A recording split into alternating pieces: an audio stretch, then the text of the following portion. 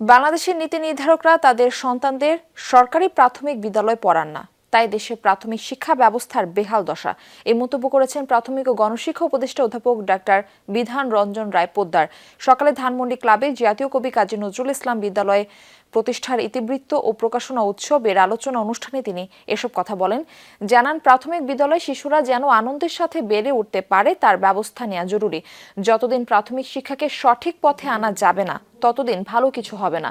বলেন, সরকারি প্রাথমিক বিদ্যালয় পড়ুয়া একটি বৃহৎ অংশকে পশ্চাৎপদে রেখে দেশ এগিয়ে যেতে পারে না। আমি যদি মনে করি যে আমার অর্থ রয়েছে, আমি প্রাইভেট বিদ্যালয়ে বাচ্চাদের পড়িয়ে তাদের ভালো শিক্ষা দিয়ে দেব, এইটা নীতি নির্ধারক হিসাবে এবং সমাজ কিংবা রাষ্ট্রের নেতৃত্বদানকারী হিসেবে একটা মারাত্মক ভুল।